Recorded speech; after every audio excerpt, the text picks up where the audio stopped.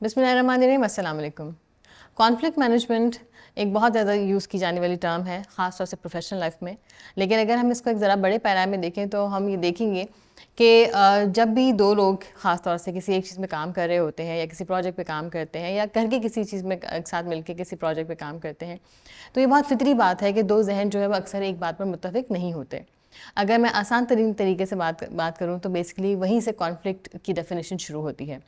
लेकिन अगर इसका हम एक दूसरा अक्स देखें, ख़ास तौर से प्रोफेशनल लाइफ में, जहाँ पर लोग एक प्रोफेशनल जर्नी के साथ जुड़े हुए होते हैं, जिसमें बहुत सारे लोग मिलकर एक साथ काम करते हैं, तो वहाँ ये बहुत ज़्यादा मुमकिन है कि हम बहुत सारी चीज़ों पर एक साथ हमारा डिफरेंस ऑफ ओपिनियन आ जाता है, हम बहुत सारी चीज़ों पर एग्री नहीं करते, वहीं से कॉन्फ्लिक्ट जो अराइज़ होता है। इसीलिए हम देखेंगे कि बहुत दफ़ा इस पर डिस्कशंस हो रहे होते हैं, ख़ास तौर से प्रोफेशनल लाइफ में, कि इन कॉन्फ्लिक्ट्स को किस तरह से रिजॉल्व किया जाना चाहिए। वी ऑल्सो नो कि इस पर फुल डे ट्रेनिंग्स भी होती हैं, लेकिन बहुत दफ़ा हमने देखा है कि उन तमाम चीज़ों के होते हुए भी कॉन्फ्लिक्ट्स हमारी रोज़मर्रा ज़िंदगी का हिस्सा रहते हैं, चाहे वो पर्सनल हो या प्रोफेशनल। उनको रिजॉल्व कैसे किया जाए, उसके लिए आज हमने एक्सपर्ट को हमारे यहाँ दावत दी है। So I will quickly come to the discussion with our honoured guest mister Fahad Ahmed. He is with us. अस्सलाम वालेकुम Fahd. Walaikum salam and thank you so much for inviting me for such an important topic. Yeah. Thank you very much for in fact making it because this topic is also close to my heart, खास तौर से human resources में, क्योंकि ये एक day to day चीज़ है। Expectations होती हैं कि कॉन्फ्लिक्ट्स जब एक लेवल तक बढ़ जाते हैं फिर वो HR तक आ रहे होते हैं। लेकिन मैं चाहूँगी कि आज हम इस डिस्कशन पे ख़ास तौर से एक सैर हासिल गुफ्तगू करें आपकी एक्सपर्टीज़ को देते हुए, बिकॉज आप इस पर ट्रेनिंग भी देते रहे हैं और आपका ये बहुत close to your heart as well the topic. तो मैं चाहूँगी कि थोड़ा सा अगर आप इस बारे में एक तो शुरू में बता दें कि कॉन्फ्लिक्ट जो मैनेजमेंट है या कॉन्फ्लिक्ट होता क्या है और कहाँ से आप समझते हैं कि इसकी डेफिनेशन शुरू होती है। बहुत शुक्रिया और थैंक यू सो मच। अच्छा देखिए, एक तो इम्पॉर्टेंट बात ये है जो आपने अपने इंट्रोडक्शन में बहुत अच्छी वाली बात बोली कि ये it's a very natural and फितरी चीज़ है। तो आप चाहे पर्सनल लाइफ में या प्रोफेशनल लाइफ में कॉन्फ्लिक्ट ऑलवेज अराइजेज। नाउ एक जनरल जो डिफरेंस है वो जानना बहुत ज़रूरी है कि डिफरेंस ऑफ ओपिनियन या डिसएग्रीमेंट कॉन्फ्लिक्ट नहीं होता। हाँ, बुनियाद ज़रूर बन सकता है किसी उसकी, और ख़ासकर जब आप प्रोफेशनल सेटअप में काम कर रहे होते हैं and most importantly critical initiatives या प्रोजेक्ट्स पे काम कर रहे होते हैं। टाइम सेंसिटिविटी बहुत ज़्यादा होती है उसकी, तो कॉन्फ्लिक्ट एक बहुत नेचुरल अमल है जो कि आ जाता है। आपके पास जितनी डाइवर्स टीम होगी, जितने ज़्यादा लोग होंगे, उतने ज़्यादा डिफरेंस ओपिनियन आने के चांसेस होते हैं। Now why it is very much important, it's important because it impacts your professional outcome overall, आपकी प्रोडक्टिविटी एंड मोस्ट इम्पॉर्टेंटली आपकी अपनी पर्सनल लाइफ को भी, जिसमें आपकी मेंटल वेलबींग भी आ जाती है। तो जितना करियर के ऊंचे दर्जे पे आप होंगे उतनी ज़्यादा कॉन्फ्लिक्ट की सिवियरिटी होती है और उसी को उतना ही इंटेलिजेंटली आपने डील करना होता है। So in my personal life, in my professional life I would say कि चूँकि मैं IT से बिलोंग करता हूँ और IT सर्व करता है तमाम डिपार्टमेंट्स को, या तो मेरे जो इंटरनल कस्टमर्स हैं वो बहुत ज़्यादा हैं। उनकी एक्सपेक्टेशन जैसे आपने कहा अब बहुत ज़्यादा होती हैं, और तो हमें उन अपने एक तमाम कैपेसिटी को मद्देनज़र रखते हुए उनकी एक्सपेक्टेशन को जवाब देना होता है। एंड सब टाइम्स अराउंड जब उनकी एक्सपेक्टेशन या उनकी प्रायोरिटीज़ ज़्यादा हाई होती हैं तो वो एक्सपेक्ट करते हैं कि हम उनको वैसे ही इंटरटेन करेंगे या रिस्पॉन्ड भी करेंगे। तो वो कभी कभार जो जो चीज़ होती है वो कॉन्फ्लिक्ट में कन्वर्ट हो जाती है। तो it's very much important to balance the expectations and ensure that कि आप सामने वाले को समझ सकें ताकि आप कॉन्फ्लिक्ट को बेहतर तौर पर डील कर सकें। सही सही सही। नहीं, थैंक यू वेरी मच। आपने दो जो बातें की हैं, बस पहले तो आप ये बताएं कि आप हैं एक IT प्रोफेशनल, ठीक है, माशा से, और heading IT function for jubilee. It's a big organization. तो ये कनेक्शन क्या क्या है? बिकॉज अगर आपको कोई वैसे दिखेगा तो सोचेंगे कि आज आप यहाँ पर हैं तो आप IT के बहुत सारी चीज़ों की बात करेंगे जो कि हम अगले किसी सेशन में कर लेंगे। लेकिन हाउ डू यू सी कि किस तरह से IT प्रोफेशनल होते हुए आपको लगता है कि ये वाला पार्ट ज़रूरी था आपके लिए समझना, और कैसे आपको क्लोज हुए इससे? अच्छा, आई एम नॉट जनरेशन Z और द AI गाय, बट मेरा ताल्लुक चूँकि मुझे 20-22 साल हो चुके हैं काम करते हुए and in the IT field. So आप किसी भी चीज़ को देखें, चाहे वो सिस्टम हो, चाहे वो सॉफ्टवेयर हो, चाहे वो कनेक्टिविटी हो, और अब चाहे जनरेटिव AI का ज़माना है, उसको चला कौन रहा है? इंसान। और इंसान के साथ सिर्फ दिमाग अटैच नहीं होता, उसके साथ उसकी फीलिंग्स भी अटैच होती हैं, उसका दिल भी अटैच होता है। So when I was on my journey towards where I am right now in that part of the career. So I have learned कि जो सबसे least या minimum amount of attention है ना वो लोगों को दी जाती है in a setup. आईटी के हवाले से बात करें because IT is very cost sensitive, cost intensive जो है इंटेंसिव ना, वो एक यूनिट है. तो हर चीज़ होती है कि हम टेक्नोलॉजी क्या यूज़ कर रहे हैं, हम सिस्टम क्या यूज़ कर रहे हैं, हम नया सिस्टम क्या लेके आ रहे हैं, हम डिजिटल ट्रांसफॉर्मेशन में क्या कर रहे हैं.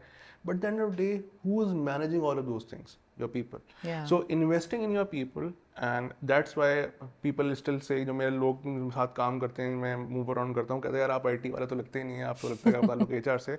But it's not about being in HR. You can be a finance guy, you can be from legal, or you can from marketing. At the end of the day, who's doing the job? It's people, it's person.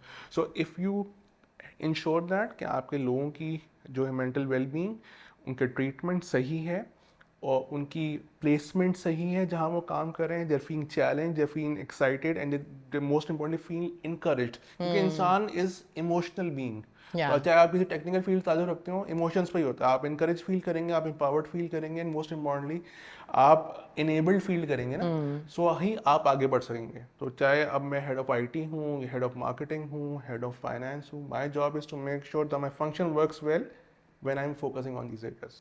Great. I think मुझे लगा मैं वाकई सही कहा किसी ने कि आप एचआर करते हैं, क्योंकि जितनी टर्म्स आपने यूज़ किए, इनेबल करना एंड कनेक्शन फील करना और इनकरेज फील करना, ये मैं समझती हूँ जो हम अक्सर ट्रेनिंग कहते हैं ना एचआर फॉर नॉन एचआर, तो मैं समझती हूँ कि वो हर आई थिंक ये बात भी दुरुस्त है कि हर फंक्शन के अगर आप हेड हैं या मैनेजर हैं या जहाँ पर भी लोग आपकी जिम्मेदारी हैं, HR by default comes with in you, है ना. तो होते एक बात और मैं चाहूँगी कि थोड़ा सा आप इलाबोरेट कर दें जो बहुत इंटरेस्टिंग लगेगी मुझे लगता है सबको, कि एक होता है डिसएग्रीमेंट और एक होता है कॉन्फ्लिक्ट. तो ये इसको ज़रा सा डिफ्रेंशिएट करेंगे कि क्या फ़र्क होता है इसमें. डिसएग्रीमेंट वो होता है कि आप और मैं बिलीव नहीं करते कि इस शो को इस टाइम नहीं, इस टाइम आना चाहिए, सही है. या आप कॉफ़ी पियेंगी या मैं चाय पीऊँगा, हम कहीं बाहर गए and then we are have discussion, and और ऑल्सो वुड से कि यार I need to buy from this shop और दिस ब्रांड, मैं खाड़ी नहीं, मैं सना सफीनाज लूँगी, एग्जाम्पल. सही है.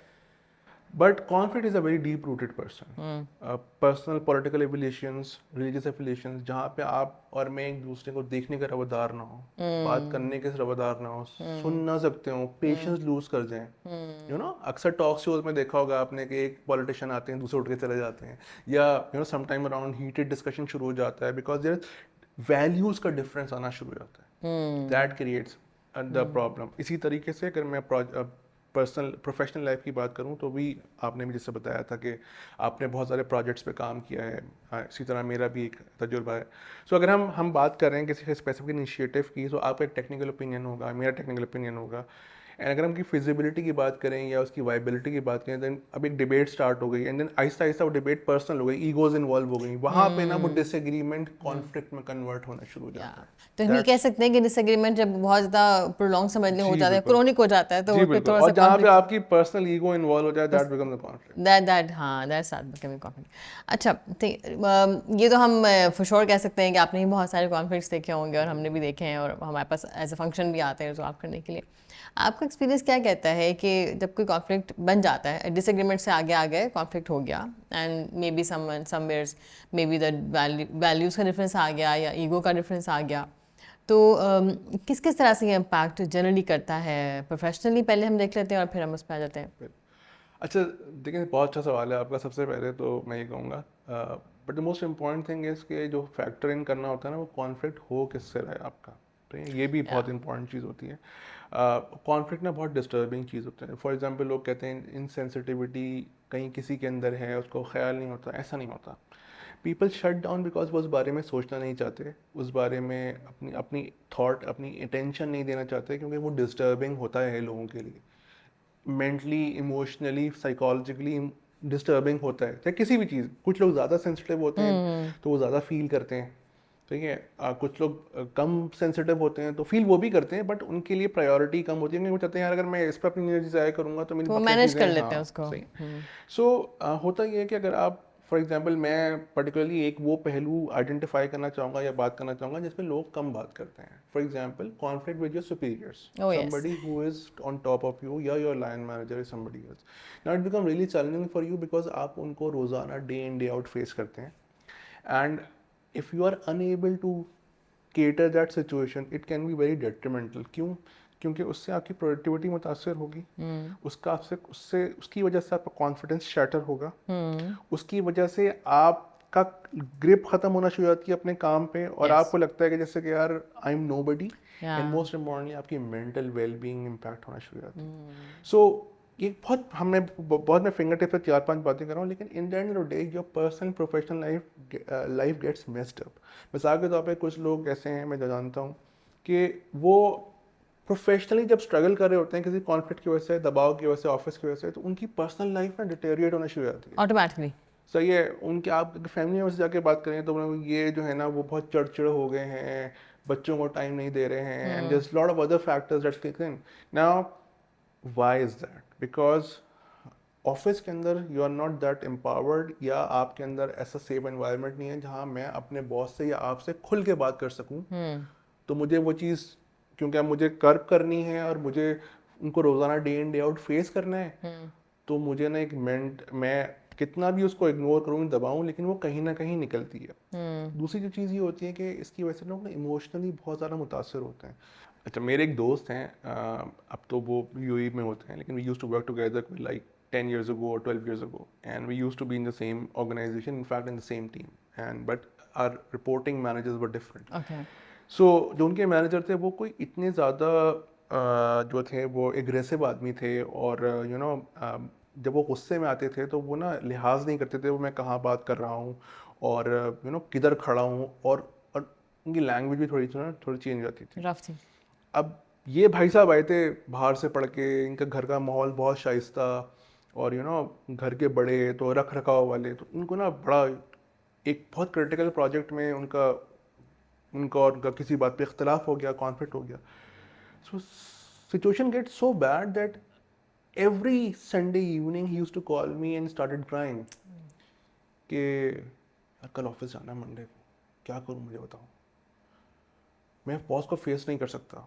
तो मैं उनकी बहुत काउंसलिंग करता था कि भाई at the end of day he is your boss, you have to do the work, why are you actually afraid. यार मैं बेइज्जती नहीं सह सकता.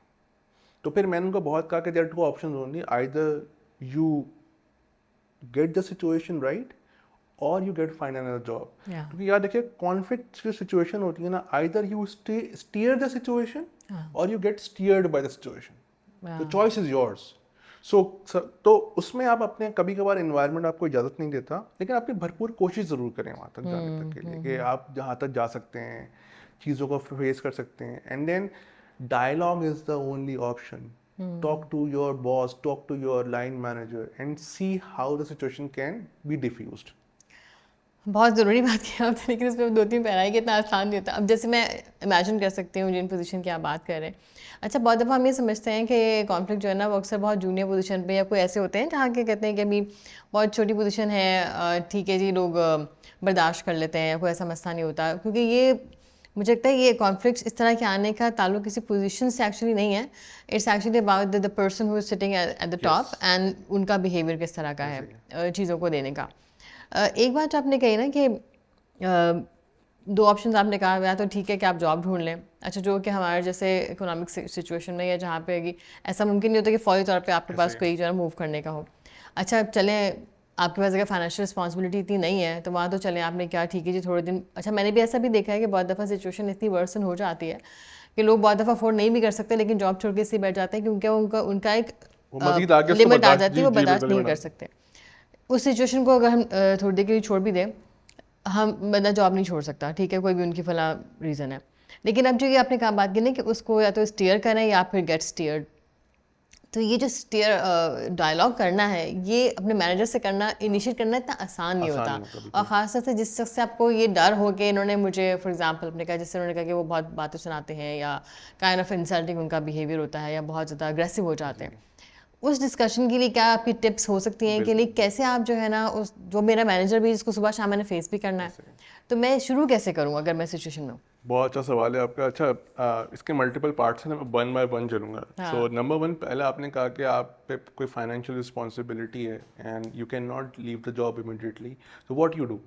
सो देखें, आप पे फाइनेंशियल रिस्पॉन्सिबिलिटी है या नहीं है, जो पहली जो चीज़ सबसे इम्पैक्ट करती है ना ऐसे लोगों को जो जो फेस करे सिचुएशन ही होती है, वो ना मेंटली इमोशनली जब इम्पेयर्ड होते हैं तो वो अपने आप को शट डाउन कर लेते हैं हम्म, और अपने आप को ना क्योंकि वो उसमें इतना ज़्यादा सोच रहे होते हैं तो वो अपने आप को अलग थलग कर लेते हैं और उससे उसी टॉर्चर में गुजरते हैं। सबसे पहला काम ये करना होता है, you find somebody who is very trusted and get counseling from that person. It can be your any loved one or any professional person also जो कि आपकी बात को सुन सके। सुन सके, पहली जो चीज़ होती है ना, get the clutter out, जो आप अंदर लेके बैठे वो होते हैं ना, वेंट वेंट करें हाँ खुद का वेंट आउट बस, करना होता है ना, vent। वो बहुत इंपॉर्टेंट होता है हाँ ताकि आपका जहन जब खाली होगा तो आपको समझ में आएगा कि मुझे आगे क्या करना है। हाँ क्योंकि जब आप बस इमोशनल होते हैं और इमोशनली वुंडेड होते हैं तो आपको कुछ समझ में नहीं आ रहा होता। अगर मैं आपसे बात कर रहा हूँ और या आप मुझसे बात कर रही हैं और मैं खास इमोशनल स्टेट में हूँ, नथिंग विल रजिस्टर, या नंबर वन। नंबर टू बात जो होती है वो ये कि जो आपने मुझसे कहा कि टिप्स क्या हो सकती हैं, तो देखिए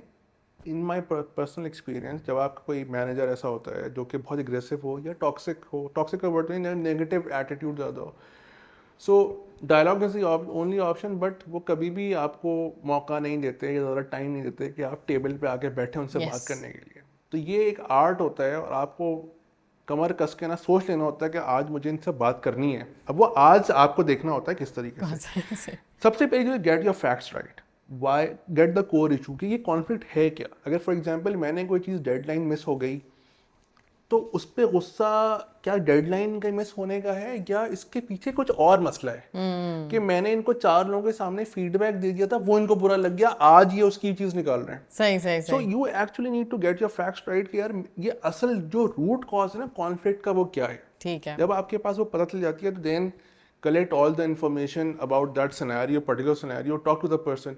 एंड बहुत दफ़ा मैंने ये भी किया है कि अगर मुझे लगता है कि वो सिचुएशन नहीं बेहतर होने वाली तो आई एंगेज समबडी गुड, who's अच्छा, closer to my boss. सही सही सही, वो उसको कुछ मीडिएट कर लें। हाँ, तो मीडिएशन के तौर पे आप उनके पास उनको ले जा सकते हैं, या बता सकते हैं, हाँ या ही और she can put a good word for you कि नहीं यार ऐसा नहीं है, हो जाता है, you need to look from a different angle and चलो लेट गो कर दो या कोई इस तरह की बात। तो वो एटलीस्ट कम से कम टेबल पे आके बैठ के बात करने के लिए तैयार हो हाँ, सकें।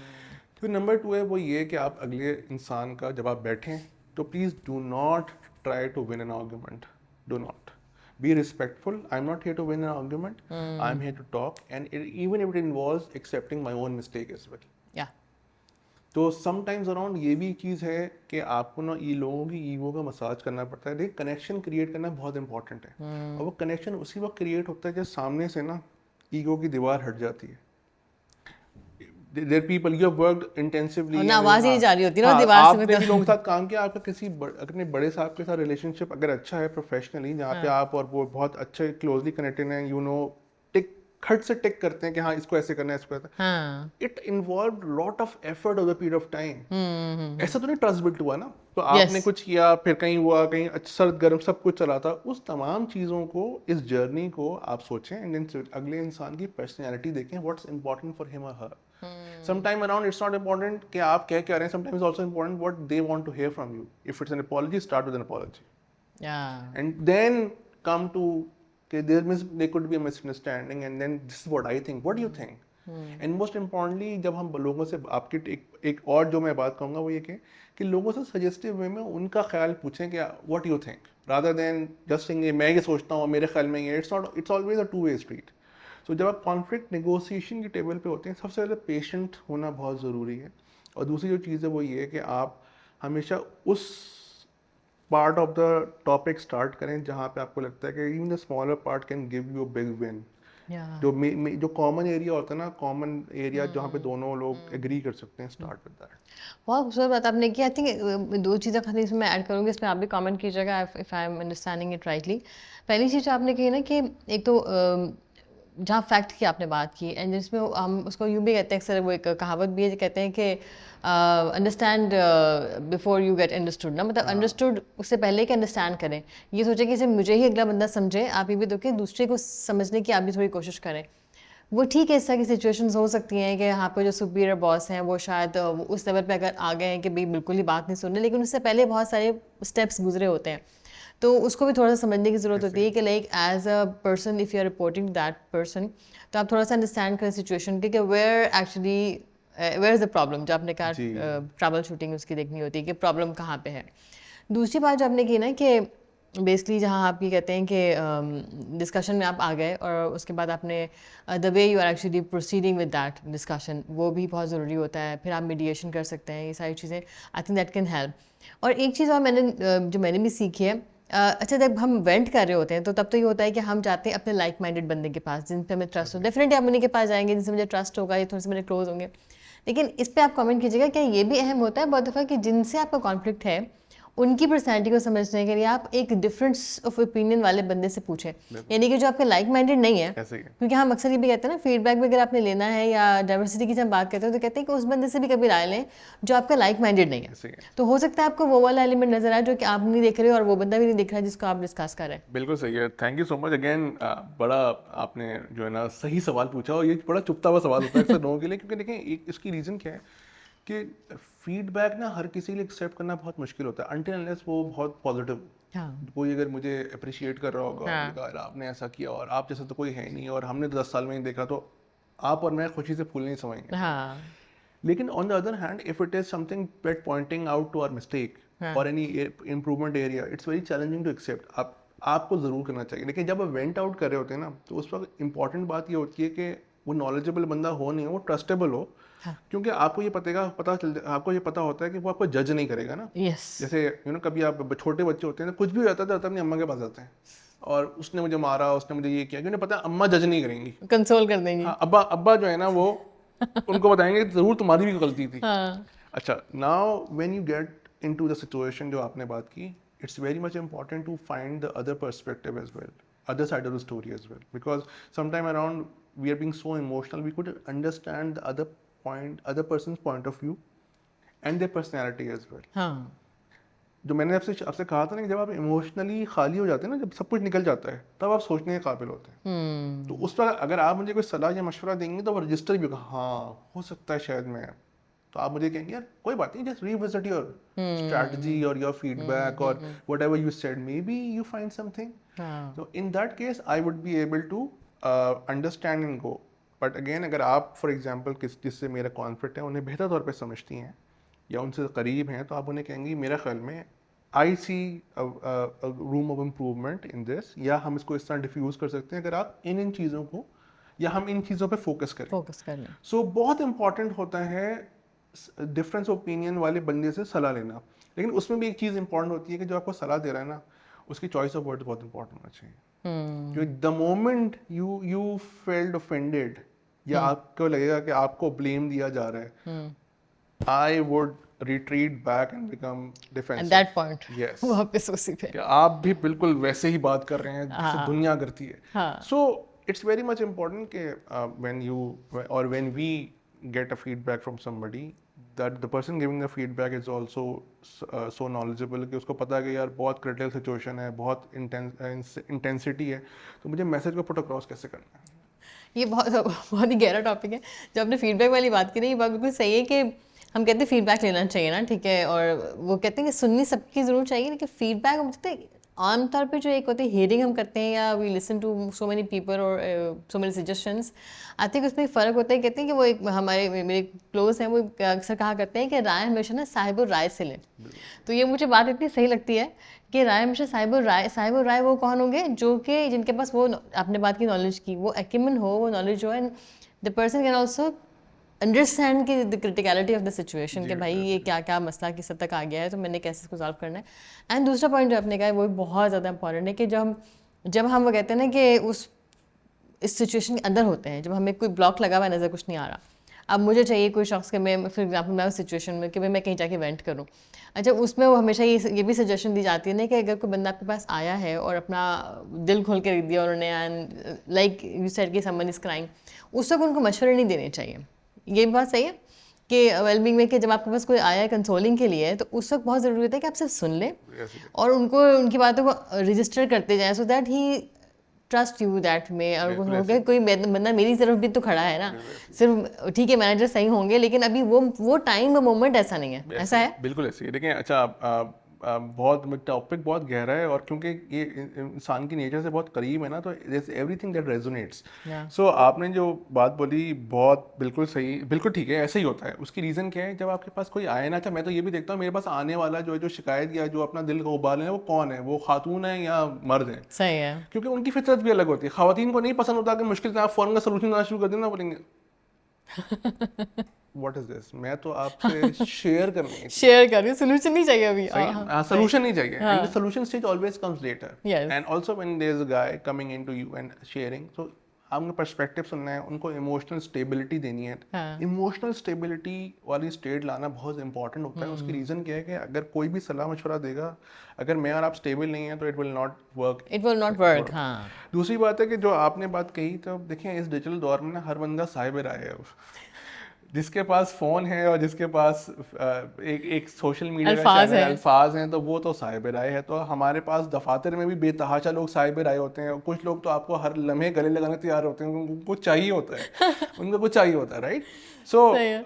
आई guess one of the things that when we are emotionally impacted, we also need to know to whom we need to go to. Yes. It's very much important, Yes. Because there sometimes अगर मैं आप किसी से आके share करता हूँ, तो वो इन्फॉर्मेशन क्या मेरी जो वेंट आउट मैं कर रहा हूँ वो मेरे लिए बेनिफिशियल होगा या वो हार्मफुल होगा। हाँ। नंबर 2, इट्स ऑल्सो इम्पॉर्टेंट, जैसे आपने कहा कि मैं जिससे शेयर कर रहा हूँ क्या वो समझ भी सकेगा कि नहीं, हाँ। क्योंकि जो समझ सकेगा वही सलाह दे सकेगा। Yes. So it's very much important. So if we are having any kind of a disagreement, conflict, or any kind of a strange situation with your superior, do not talk to your peers, every other peer about it. यार मेरा boss से मसला चल रहा है, मैंने boss को ऐसा बोल दिया। No, it has to be a very close circle who can understand the gravity of the situation and can help you get out of it, or help you get manage it. Yes. Yes. Because sometimes around, just finding another job is not an option. Yes. बस यहाँ पे एक message मैं सबके लिए दे दूँ कि ये बहुत ज़रूरी है। अगर आप कोई भी, अगर आप मुझे जो सुन रहे हैं, अगर वो सीनियर पोजीशंस पे हैं, ठीक है, आप चाहे ज़रूरी नहीं कि आप हेड ऑफ़ एचआर हो, आप हेड ऑफ़ आईटी हो, आप हेड ऑफ़ सेल्स हो, कमर्शियल हो, लीगल हो, किसी भी फंक्शन के, whenever you are at the senior position and someone comes to you, because ये तमाम डिस्कशन से ये निकलती है ना हमारी राय कि जी अगर आप किसी प्रॉब्लम में फंस गए तो फिर आप किसी सीनियर को आप ढूंढ रहे होते हैं।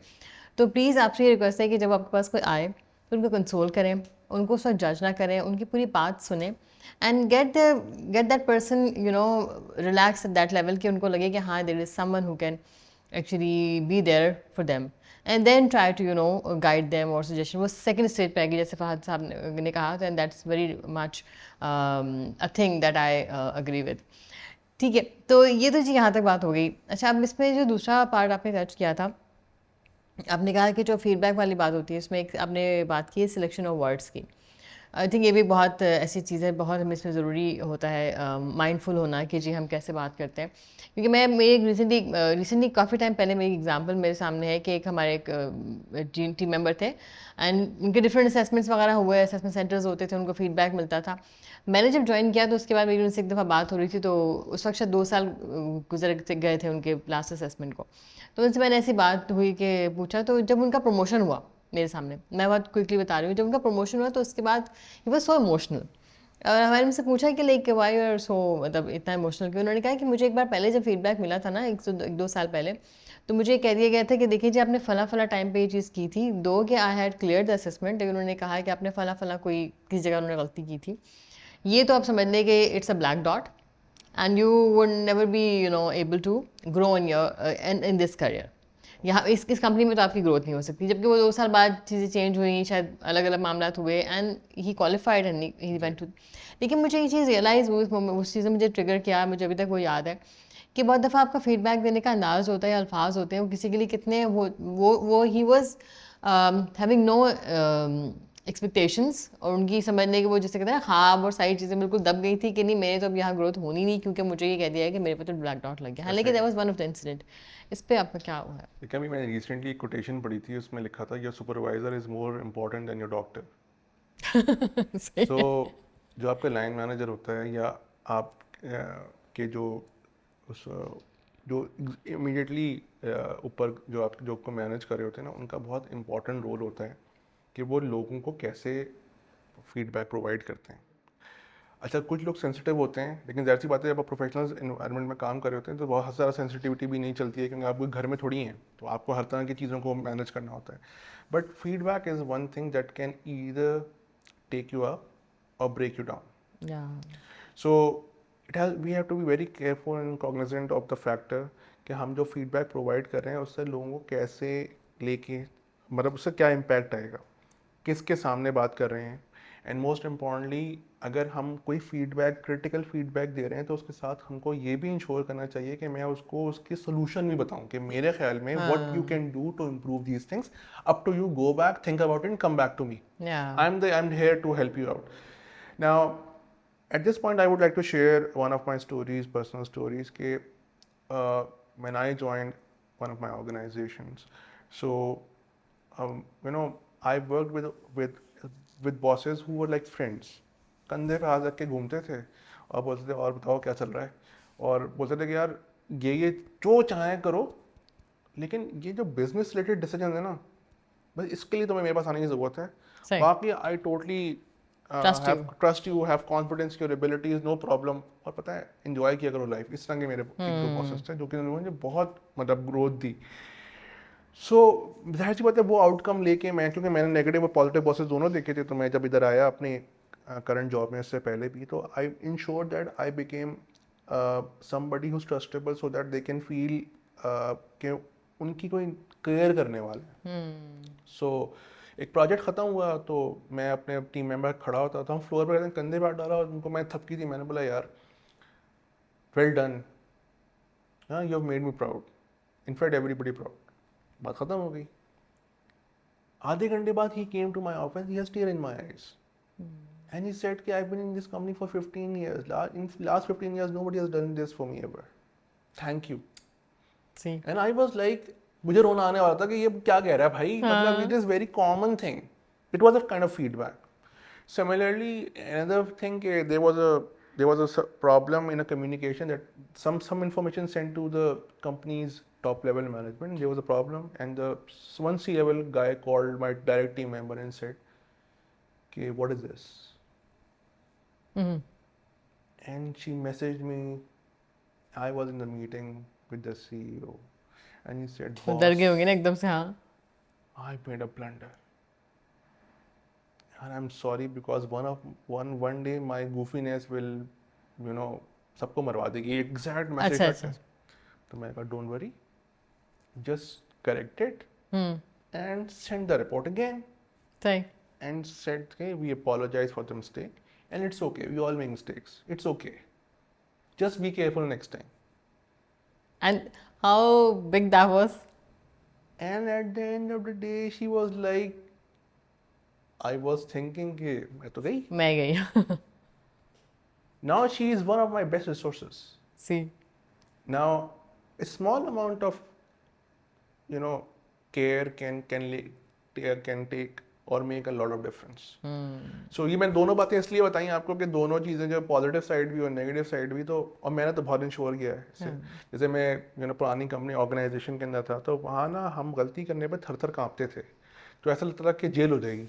हाँ बट जब मैंने उस इन्वायरमेंट से बाहर निकल के काम किया, तो मुझे जो मेरे नेक्स्ट बॉस थे उन्होंने बताया कि मियाँ, अगर तुम गलती नहीं करोगे तो सीखोगे कैसे, और काम करेंगे तो गलती और होगी अगर ना. तुम गलती नहीं करोगे तो मुझे कंपनी क्यों जो है ना पैसे दे रही है, इसलिए तुम गलती करोगे तो सिखाऊंगा ना यार. सही. यार मुझे भी तो कुछ काम दो. This was his exact words. हाँ. So that was so encouraging for me, हाँ. that I am coming from a very negative or very constrained हाँ. environment, and hearing these words were like, fresh air. fresh air. हाँ Right. बिल्कुल सही कह रहे हैं. और भी देखिए ना कि जो आपने बात की कि ये दोनों एग्जांपल में अगर आप देखें, जो सेकंड एग्जांपल फॉर एग्जांपल वहाँ गलती हुई थी एंड दैट वाज डेफिनेटली एक सी लेवल जो आपके हैं कोई हेड है, वो directly calling a junior person and telling कि जी देयर इज अ मिस्टेक. अब उसमें अगर वो उस सिचुएशन में अब वो आपके पास आए, अगर आप भी उनको इस वक्त डांटेंगे या स्कोल्ड करेंगे, तो what will be the solution तो नहीं होगा ना. तो आप, because you are the one who she can maybe trust more, or maybe she not maybe she would actually look up to कि भाई ये मुझे कुछ solution दे दें या मुझे guide कर दें.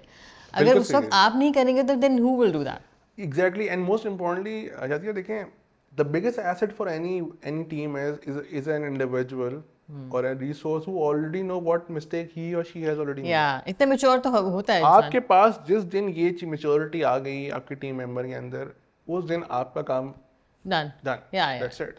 बिल्कुल। So that's what I guess, मेरे ख्याल में जो जैसे हम अपने ख़ानदानों में या देखते हैं या फैमिली मेम्बर्स में देखते हैं, फैमिलीज़ में देखते हैं कि वहाँ पे आपके पास ना एक हमेशा एक फादर फिगर टाइप का बंदा होता है, जो कि टेक्निकली फादर फिगर नहीं होता, लेकिन एवरीबडी गोज टू हिम और her because why, because they give them that feeling कि they are not being judged, हाँ। even if they're critical of a biggest mistake of their lives, and he or she will understand them and give them the right I would say advice or suggestion so हाँ। that they can improve further. हाँ बिल्कुल बिल्कुल बिल्कुल। और जो last आपने बात की ना कि जो आपके हेड ने आपसे कहा, and that's what I keep on saying I think in every time, कि जो आपके हेड ने आपसे कहा कि अगर आप गलती नहीं करेंगे तो नहीं मैं फिर किससे बैठा हुआ हूँ। तो उसका दूसरा एलिमेंट भी है ना कि देखिए, मैं हमेशा ये बात कहती हूँ कि हमारी ज़िंदगी में जब करियर हमने शुरू किया था तो हम कहते थे मैनेजर बन जाए, ठीक है ना, पहले ही चीज़ थी मैनेजर कब बनेंगे। अच्छा जी मैनेजर बन गए, क्या होता है जी, टेबल के उस तरफ बैठेंगे, आपको हमें रिपोर्ट करेगा। तो मैं समझती हूँ कि जो हमने सीखा हुआ जो टाइम कि ये तमाम, उसके साथ आपको गाड़ी मिल जाती है, फिर आपके बेनिफिट बढ़ जाते हैं, फिर आपको स्टैचर बढ़ जाता है।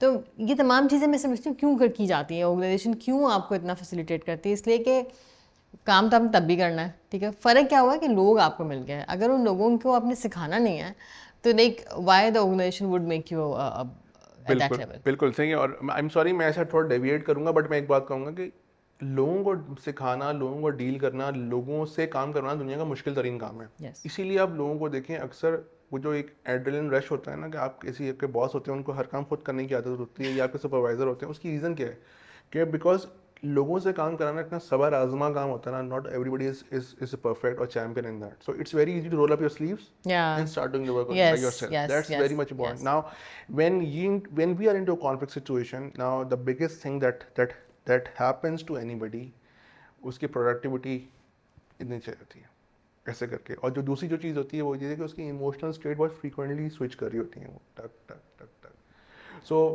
तमाम लोगों को, अच्छा आप जब से इन्वायरमेंट में काम कर रहे होते हैं वहाँ पे आपके पास इंट्रोवर्ट भी होते हैं और एक्सट्रोवर्ट भी होते हैं। तो अगर आप लोगों को देखें, बाज़ दफ़ा बोलेंगे नहीं लेकिन चेहरे बहुत सारी बातें बता देते हैं, इसी तरीके से बॉडी लैंग्वेज बहुत सारी बातें बता देती है।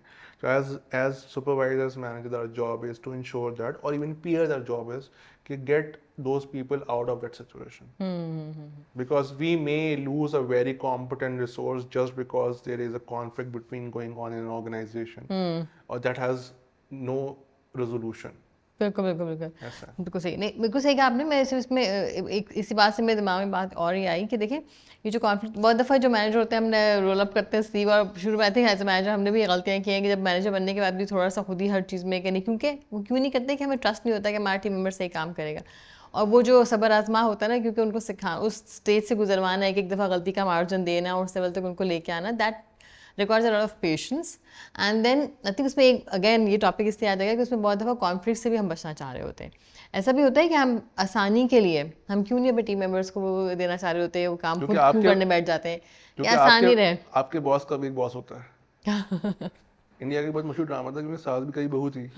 इसी तरीके से एक बॉस का भी बॉस होता है, उसको मैनेज करना होता है। And not everybody is very expert in managing situation. So if I or you or somebody have somebody on as a supervisor who is very tough on them, so even though that supervisor, can I also have a supervisor who's very aggressive, tougher kind of person. So होता ये है कि आपको लगता है कि यार अब मैं इसको काम दूंगा, ये 10 दफ़ा इटरेशन होंगी, वापस आएंगी, फिर मुझे सिखाना बताना पड़ेगा, तो मेरे लिए मैं 25 काम और कर रहा हूँ, इससे बेहतर मैं काम खुद कर लूँ ताकि मैं अपने बॉस को मैनेज कर लूँ। Now the biggest problem I see is, now again we are a little bit deviating from, now unless you enable your people, उनकी डेवलपमेंट में काम नहीं करेंगे, आप कभी तरक्की नहीं कर पाएंगे। बिल्कुल नहीं कर पाएंगे ना। मतलब ये तो वही बात है, वो हमारे पता था कि एक होता है कोच, होता है कि सुपरमैन। अब सुपरमैन होकर आपने प्रॉब्लम सॉल्व कर दिया और निकल गए आप आगे, लेकिन ये लॉन्ग टर्म सस्टेनेबिलिटी तो नहीं है। ठीक है, कहीं से गिवन सिचुएशन में ऐसा हो सकता है कि आप खुद सारे काम उस वक्त बैठ के वो सारा काम कर लें क्योंकि आपके पास टाइम नहीं था, लेकिन थ्रू आउट ये कोर्स नहीं होना चाहिए। तो इस तरह के कॉन्फ्लिक्ट्स, अब बस मैं सिर्फ मुझे ये बात यहाँ पे लेके आनी कि इस तरह के कॉन्फ्लिक्ट्स, इस तरह के डिसएग्रीमेंट तो अच्छे भी होते हैं ना, कि जहाँ आपको गाइड करना पड़ता है, जहाँ आपको लेके आना पड़ता है। तो as a manager we should not try to refrain those kind of situation जहाँ पे डिफरेंस ऑफ ओपिनियन आ रहा है या कोई काम करवाना है और उसको हमने you get things done by counseling or by making that person understand कि how important this thing is. Exactly जैसे मैंने आपसे कहा ना कि डिसएग्रीमेंट एंड कॉन्फ्लिक्ट में एक डिफरेंस होता है, तो मोस्ट इम्पोर्टेंट पार्ट है कि when you are elevating somebody to the leadership role, it is job the job and way of HR also to ensure that कि उनकी वो ट्रेनिंग हो जहाँ पे वो क्रूशियल सिचुएशन को मैनेज कर सकें. नाउ जब आप फॉरेन किसी पोजीशन पे आते हैं या सुपरवाइजर पोजीशन में काम कर रहे होते हैं, वहाँ पे अगर रिसोर्स आपको ओपनली जो है ना वो बता दी कि इससे बेहतर तरीका ये है हाँ. या मेरा पॉइंट ऑफ व्यू है, you feel challenge. Yeah. Now it creates a conflict situation because होता है इसने सबके सामने जो है ना मुझे बेइज्जत कर दिया या मेरी ईगो प्रॉब्लम बन जाती है. हाँ. Now the most important thing is कि अब हम सेकंड पार्ट की तरफ आते हैं जो हमने पहले भी डिस्कस किया था कि साइकोलॉजिकल सेफ एनवायरनमेंट बहुत ज़रूरी होता है कॉन्फ्लिक्ट रेजोल्यूशन के लिए. Unless somebody can say about express themselves openly, carefully, respectfully, it will always be a problem. Yeah. सही है. एंड नाउ होता ये है कि आपको भी ये इंश्योर करना चाहिए कि आप जो mid level management mid level पे तो आप ठीक से फीडबैक लेते हैं कि उसकी परफॉर्मेंस अप्रेजल के लिए, लीडरशिप रोल्स के लिए भी आपको लीडरशिप एबिलिटीज़ का फीडबैक लेना चाहिए कि क्या सिचुएशन आई थी, किस तरह डिफ्यूज़ हुई. एंड देखिए कोलैटरल डैमेज हमेशा ये होती है कि you lose your best people because they may not be able to express things properly और they have been working in a submissive role altogether. Now, if that is the situation, organization will always suffer. Yeah. तो conflict resolution का एक part जो लोग नहीं बताते हैं वो ये है कि जब आप ऊपर वालों के साथ कोई मसला होता है तो ज़रूरी नहीं होता कि आपको हर दफ़ा सबमिसिव रोल में ही रहना है और आपने हार माननी है. आपको उनको और या उनको नीचा दिखाना है. No, it's not like that because we are working for organization. You have to make a win win strategy. Maybe उनको समझने में प्रॉब्लम आ रही हो, मे बी वो पर्सनल ले रहे हो. It never has to be personal. You make sure that if you I am talking to my supervisor, my boss, I have to be respectful and share my opinion as his success also. Yeah. I'm not there to wing him down or weigh him down, right? So उस चीज़ को मद्देनजर रखते हुए तो ये बहुत important part होता है कि एक जो टेक्निकल एबिलिटीज़ पे हम खर्च करते हैं या लोगों पे या लोगों की कैपेसिटी बिल्डिंग करते हैं, इसी तरीके से बिहेवियर एलिमेंट्स की कैपेसिटी बिल्डिंग होनी चाहिए mid level and top level. बहुत ज़रूरी बात की है. अब इसमें जैसे आपने कहा कि ये जो साइकोलॉजिकल सेफ्टी की बात की, मैं सेकंड अब हम इसके फेज़ में आ रहे हैं डिस्कशन करने के लिए, लेकिन इसमें आपका समझ से ज़्यादा होना तो फिर मैनेजर साइड पे हो जाता है ना. आपने बिल्कुल सही कहा कि वहाँ जब हम टेक्नोलॉजी और सब चीज़ों पे कर रहे हैं एज एन ऑर्गेनाइजेशन स्पेंड करते हैं, तो वहाँ लोगों को अपग्रेड करना, सिर्फ टाइटल देना, पर्क्स एंड बेनिफिट्स में इजाफा करना नहीं ज़रूरी होता है. ये भी ज़रूरी होता है कि जब आप पीपल मैनेजर बन रहे हैं तो वो जो psychological safety for their people है वो कैसे इंश्योर करेंगे. उसमें कुछ टिप्स अगर फॉर द मैनेजर्स आप दे सकें कि पहले आपने पहले वाली बात की ना कि अभी हमने जूनियर्स की बात की कि वो कैसे कैसे अपना जब डिफरेंस ऑफ ओपिनियन आ गया या किसी फॉर एग्जांपल मैं एक जूनियर हूँ और मैंने अपने मैनेजर को कोई प्रपोजल सबमिट किया और वो प्रपोजल उनको नहीं अच्छा लगा या किसी वजह से उनको लगा कि ये वर्केबल नहीं है, नहीं, लेकिन मैं उसमें बहुत साउंड हूँ कि नहीं ये बहुत अच्छा काम करेगा या ये ऑर्गेनाइजेशन के बेनिफिट में भी है, उनके बेनिफिट में भी है, लेकिन may be the person is not thinking at that level at the moment, क्योंकि वो हेड है ज़रूर है लेकिन उनको बहुत सारी चीज़ें उनके सामने और भी होती हैं. तो आपने पहले तो सजेस्ट ये किया कि मुझे फिर फैक्ट पे जाना चाहिए और मुझे उसको कैसे वॉइस आउट करना चाहिए. पहले इस पे 2-3 टिप्स दे दें और फिर हम मैनेजर पे आ जाते हैं. देखिए इंपॉर्टेंट चीज़ ये है कि मेरा ख्याल में अगर आप किसी टफ सिचुएशन से या टीम सिचुएशन से गुजर रहे हैं ना, वहाँ पे इम्पॉर्टेंट होता है कि हर बंदा अपना फीडबैक ज़रूर दे. अक्सर इन्वायरमेंट में लोग खामोश रहते हैं, वो देखते हैं कि मैं पहला बोलने वाला ना हूँ, मैं बुरा ना बन जाऊँ, या जो सब बोल रहे हैं उन्हीं की बात को मैं ऐड अप होके जो है ना वो एक साइड पे अच्छा बन जाऊँगा. लेकिन मेरे ख्याल में जो हायर परफॉर्मेंस टीम्स होती हैं या बहुत टॉप नॉच कंपनीज होती हैं ना, वहाँ पे फीडबैक की बड़ी इंपॉर्टेंस होती है. और आजकल जितनी डाइवर्स एनवायरनमेंट, डाइवर्स वर्कफोर्स या जनरेशनल गैप्स भी आ गए ना, वहाँ पे ना मल्टीपल या डाइवर्स वे ऑफ वर्किंग ने और हालात मुश्किल करती हैं. व्हाई? बिकॉज एज गैप ज़्यादा हैं. मिलेनियल जनरेशन जी को ले लें, एक बंदा जनरेशन एक्स से या जनरेशन वाई से है, तो जनरेशन जी वाला या मिलेनियल जो है ना वो बहुत डायरेक्ट बात करेगा, और जो वाई वाले हैं ना साहब या साहिबा होंगे ना, वो ऑफेंडेड फील करेंगे कि ये इतना डायरेक्ट कैसे हो सकता है. या फॉर एग्जांपल बाज़ ऑर्गेनाइजेशन के अंदर या आप बाहर से पढ़ के आई हैं and you are very much used to calling people by name, by first name, and you're working in an organization there that it's very difficult because you say sir or ma'am, and somebody like you coming in and say Fahad साहब या फहद आपने काम कर लिया, तो I feel very troubled by the thought कि ये कैसे हो गया। जी उस चीज़ को मतलब इम्पोर्टेंट ये है कि देखिए सबसे पहले बात तो है कि कल्चरल ट्रेनिंग ना हर लेवल पे होनी चाहिए। नंबर वन कि आपके ऑर्गेनाइजेशन का क्या कल्चर है, तो उसमें किसी भी जनरेशन से बिलोंग करता हो तमाम के तमाम लोग होंगे, ताकि वो चीज़ पर्सनल नहीं, प्रोफेशनल एनवायरनमेंट प्रोफेशनल तरीके से जिए। Number one.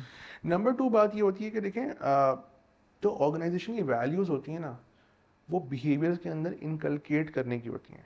Trust, fairness, respect, ये मुझे वहाँ पे कॉन्फ्रेंस रूम में लगाना नहीं है, या एंट्रेंस पे नहीं लगाना, या ऑडिट में आया तो कोई पूछा जी आपकी वैल्यूज़ क्या बताएं, ऑडिटर ने आके पूछा तो मुझे बताना है। नो, सही है how I demonstrate that in my work through my या behavior is much more important. So that also include awareness sessions, HR का काम जो होता है, और लोगों को जो ट्रेनिंग से गुजारें और हर लेवल पे। सही है। Last but not the least जो हम बात करते हैं वो ये कि देखें अगर आप किसी इस तरह की सिचुएशन के अंदर हैं और सुपरवाइजर नहीं है, नॉन सुपरवाइजर है, always share your opinion in a respectable manner. ठीक है, क्योंकि देखें कहने की भी एक प्राइस होती है जा और ना कहने की भी एक प्राइस होती है, सही है और कहने की प्राइस हमेशा कम होती है ना कहने से। सही है हम कहते जब हैं आप कि हाँ if you don't ask for it तो the what the max could be answer would be no exactly हाँ exactly, but again if I can convey that and not जैसे कि मैं अगली कोई सिचुएशन होगा मैंने तो बताया था आपने नहीं माना, no not like that, you put it up on the table in a very respectable manner as a team player, हाँ and then have those pros and cons along with it so that your boss, him or her, can think about it. And always देखें एक चीज़ मैं ये भी believe करता हूँ कि आपको अपने बॉस के पास उस वक्त जाके बात करनी चाहिए या टीम मीटिंग अरेंज करनी चाहिए जहाँ उसके पास एटलीस्ट सुनने का टाइम हो। हाँ ऑफिस जाने से ख़त्म होने से आधे घंटे पहले, या जहाँ पे वो शदीद मीटिंग में फंसे हुए 10 मिनट का कोई क्रिटिकल बात नहीं होती। बिल्कुल सही कह रहे हैं बिल्कुल सही कह रहे हो आई थिंक वो जो इंटेंशन है आई थिंक वो भी बहुत रोल प्ले करती है कि इंटेंशन में अगर आपने क्या वो ईगो पे ले ली है बात की चीज़ नहीं हो रही है तो मतलब it's like is it something that you are being driven by your ego और is it something that you are driven by the objective कि हाँ जी ये एक्चुअली ये चीज़ इतनी अहम है ये सब ठीक है then make that person understand. जब आपकी इंटेंशन सही होती है और मुझे लगता है ऑब्जेक्टिव सही होता है तो फिर you think in a different अच्छा मैनर। देखिए, इंटेंशन आपकी हमेशा सही होती है, सिर्फ आप एनवायरनमेंट की वजह से खाइफ होते हैं। मैं आपको बता दूं इंटेंशन इंसान की हमेशा unless and you are very evil person और I am a very I am sorry I am a very evil person, नहीं but if I really want to good for the company, but I know that my boss or my boss's boss wouldn't agree, I just want to put it as a matter of fact, I just need to put it on the table, so I will make sure that I will find a very bare minimum window to just say मुझे ये वाली बात tick the box करनी है, निकल जाऊंगा। हाँ वो डिफेंसिव मोड में पता चला हाँ, जाता कि है ना मैंने आता है कल कोई बात निकले तो मैं बोलूँ यार वो चीज़ रिकॉर्ड तो हुई थी तो मैंने बताई तो थी ऐसा, बट आप रियली अगर आपको एनवायरनमेंट इजाज़त देता है, और मैं इस बात बिलीव करता हूँ कि आप एनवायरनमेंट खुद बना भी लेते हैं, आप बनाते हैं, it requires a struggle but you can be, I don't like the term change maker, but I like term you can influence people around you. So आप कर सकते हैं, थोड़ा सब्र आजमा काम होता है, अपने लिए कोई ढूंढें ऐसा जो आप जिसको आप चैंपियन कर सकें, जो आपके लिए जो है ना एक्सपोज पर्सनल काम दे सके, और आहिस्ता आहिस्ता करके चीज़ें बदल जाती हैं। Now I come to the supervisor part. हाँ Now, it's very much important when we are in a discussion or a meeting and then something of this sort said that contradicts with my statement, my viewpoint of view. Take it very objectively. Analyze के उसके facts क्या हैं, rather than मैं ये कहूँ कि यार ये तो मुझे neglect कर रहा है, या हर मीटिंग में ये एक अलग बात लेके आ हाँ, जाते या हैं मुझे जो है ना वो डिनाई कर रहे हैं, इनकी आदत नो ऐसा नहीं करें। हाँ Sometimes around people who challenge you are your biggest asset. Yeah. So maybe you need to sit with them separately, not in the crowd, हाँ and train them how to give feedback to you. Because मुझे पता है ना मैं कैसा हूँ, हाँ मुझे किस तरह से अल्फाज इम्पैक्ट करते हैं, मैं बोलूँगा यार you are a very great mind, however I think कि अगर तुम इस चीज़ को इस तरह चैनलाइज कर दो ना तो ये टीम के लिए बहुत अच्छा होगा। नंबर 2, लिबर्टी दें अपने साथ काम करने वालों को ताकि वो डिफरेंट पर्सपेक्टिव आपसे शेयर कर सकें। होता क्या है, जो क्रिएटिव लोग होते हैं एक दफ़ा उनका अंदाज़ा हो जाता है ना कि उनके ओपिनियन या उनके फीडबैक की अहमियत नहीं है तो वो खामोशी इख्तियार कर लेते हैं, Yes. एंड फिर you have got lot of just people around you and that the downward slide start to happen. बिल्कुल सही बिल्कुल सही है। बिल्कुल सही और ऐसे लोग आपको अगर ऐसे लोग भी होंगे कि अगर आप खुदा ना खास्ता किसी अपने जूनियर के साथ कॉन्फ्लिक्ट में आ जाते हैं तो वो ऐसे लोग भी होंगे जो बोलेंगे हाँ बिल्कुल उसको ठीक किया स्पाइस अप आपने, भी कर देते हैं हाँ फिर आपने उसको बिल्कुल ठीक किया, बिल्कुल उसकी आदत ही ऐसी नो, ऐसा ऐसा नहीं करें।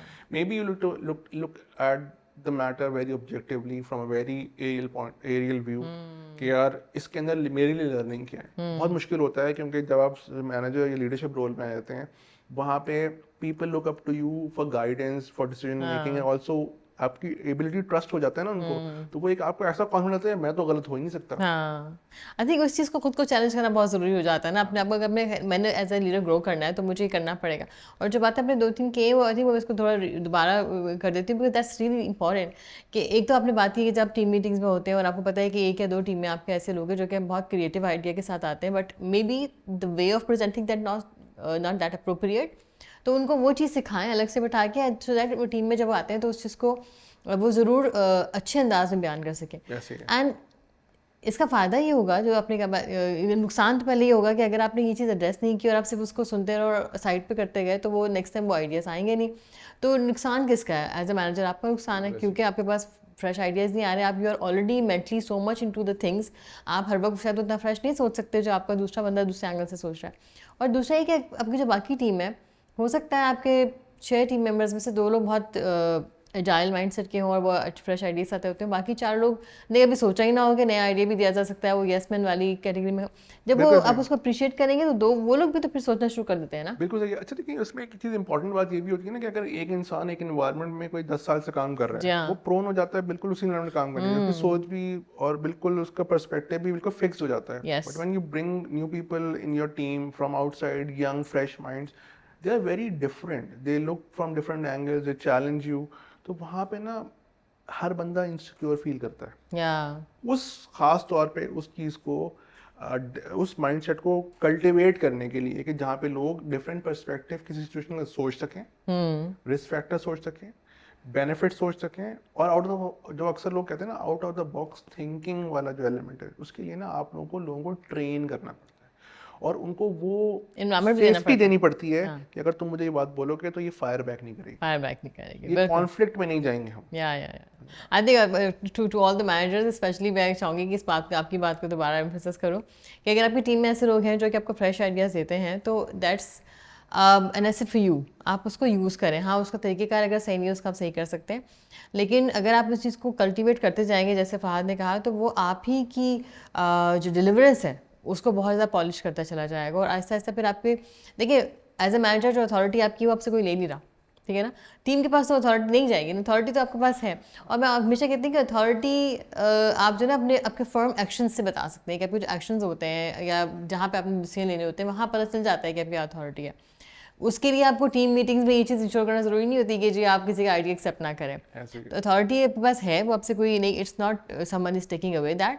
लेकिन टीम को इनकरेज करना है having those ideas, specially in current scenario जहाँ के आपके पास डिफरेंट जनरेशन के लोग एक साथ हो, जी। तो दैट्स द की। उसके बगैर आती गुजारा नहीं है। नहीं, बिल्कुल भी नहीं है। और दूसरी वाला आपने बहुत अच्छी बात बताई कि बल्कि कहीं मैं ये कहूँगा कि अथॉरिटी आप थिंक। अथॉरिटी वाली ना कि आप तो मैनेजर बन गए, हाँ। आप तो जनरल मैनेजर बन गए, हाँ। आप हेड ऑफ एचआर बन गए, अब nobody is asking you to prove yourself, yeah right? You don't have to prove by being you know by being always आप being बोले right। हाँ, या ऑलवेज बी राइट, या पेनल्टी आप किसी पे इन्फोर्स करेंगे तुमने ऐसा क्यों बोला, ताकि वो, या अपने आप को दिखाना कि मैं कौन हूँ। No, it's not like that. The most important thing that what I have learned is a manager or leader is always someone who is because of his or her team.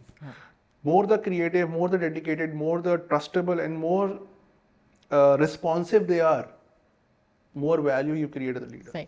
अच्छा, क्विकली आखिर में 2-3 चीज़ें मैं चाहूँगी कि उस पर आप ज़रूर एम्फेसिस करें कि जिसमें अपने वेल बीइंग की बात की थी बहुत शुरू में, ठीक है। हमने बात कर ली पहले कि जो ऑफिशियल एनवायरनमेंट में कॉन्फ्लिक्ट कैसे रिजॉल्व कर सकते हैं, क्या क्या उसके रेपरिकॉशंस होते हैं। लेकिन एक जो बहुत जो सीवियर वाला रेपरिकॉशन है, आपने कहा थोड़ा सा, मैं टच भी किया था कि फैमिली में जाके उसका इम्पैक्ट आता है, वो आई थिंक वो स्टार्ट होता है आपने कहता वेल बीइंग से। तो ये जो इस तरह जब ये हम तमाम उस सिचुएशन में आ जाते हैं कि जहाँ it has aggravated and like the conflict is like worsen, उस तरह की सिचुएशन में वेल बीइंग के ऊपर क्या इम्पैक्ट पड़ता है एज ए किसी टीम मेंबर की जिनका बहुत ज़्यादा स्ट्रॉन्ग सिचुएशन इस वक्त है, और उसमें क्या क्या पॉसिबिलिटीज़ आपने देखी हैं?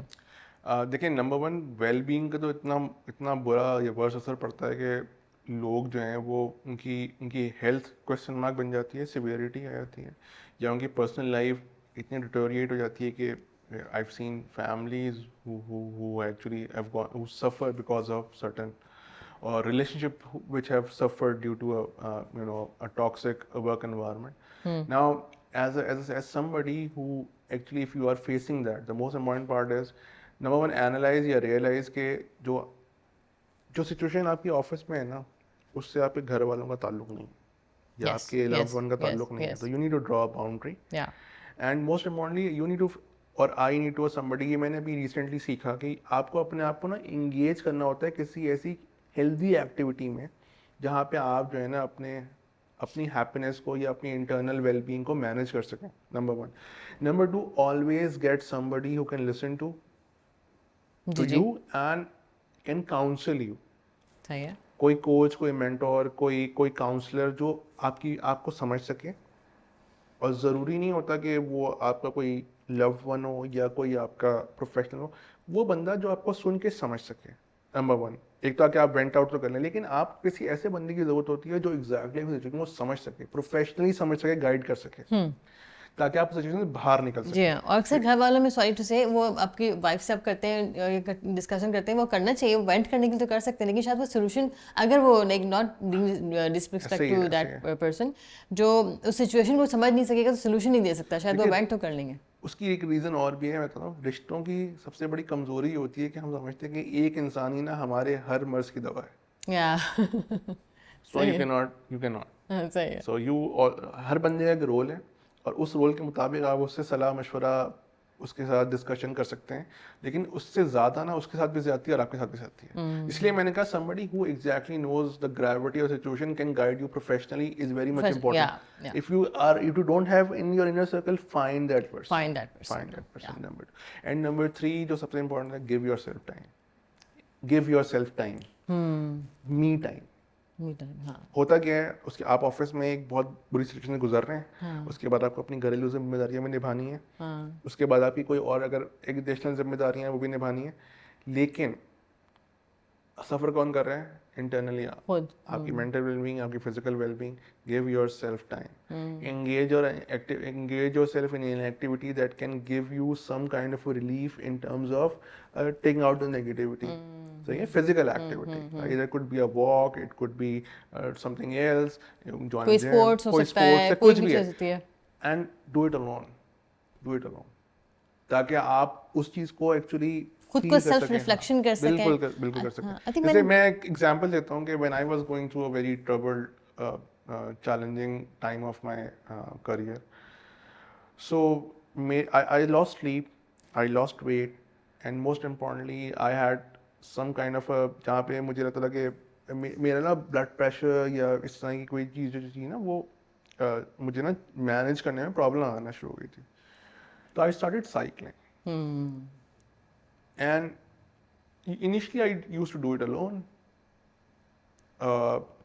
Slowly and gradually it becomes such a addiction to me कि मुझे लगता था कि मुझे साइकिल पे बैठ के चला रहा होता हूँ ना, तो उसमें जितने क्रिएटिव आइडियाज़ होते हैं, जितनी मेरे दिन की प्लानिंग होती है, जितनी मेरी प्रॉब्लम, तब उनके सोल्यूशन नमाज के अलावा उसके अंदर मुझे मिलते थे। So I started doing this.